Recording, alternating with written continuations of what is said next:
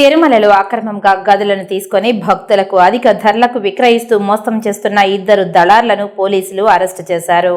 తిరుమలలోని సీసీటీవీ ఫుటేజీలో వీరు తరచూ గదులను తీసుకోవడాన్ని గుర్తించడంతో టీటీడీ విజిలెన్స్ అదుపులోకి తీసుకుని పోలీసులకు అప్పగించారు. దీనిపై కేసు నమోదు చేసి దర్యాప్తు చేస్తున్నారు పోలీసులు. సిఐ సత్యనారాయణ కథనం మేరకు 2 నెలల్లో 45 గదులు తీసుకున్నారు. భక్తుల ఆధార్ కార్డుతో టీటీడీని మోసం చేస్తూ గదులు పొందుతున్నట్లు గుర్తించారు. నిందితులను కృష్ణా జిల్లాకు చెందిన నాగ బ్రహ్మచారి, వరంగల్కు చెందిన వెంకటేశ్వరరావుగా గుర్తించారు. నిందితులపై కేసు నమోదు చేసి దర్యాప్తు చేస్తున్నారు. విలాసాలకు అలవాటు పడి తిరుమలలో భక్తులను మోసం చేస్తున్నట్లు గుర్తించారు. వీరి వెనుక ఎవరు ఉన్నారనే కోణంలో పోలీసులు విచారణ కొనసాగిస్తున్నారు. కేసు రీచ్ చేసి సమగ్రంగా దర్యాప్తు చేసి వీళ్ళ వెనకాల ఎవరున్నారో, యాత్రికులు ఉన్నారా, వేరే వాళ్ళు ఉన్నారా, రాజకీయ నాయకులు ఉన్నారా, దళారులు ఇంకెవరున్నారు ఏంటని సమగ్రంగా దర్యాప్తు చేస్తాం.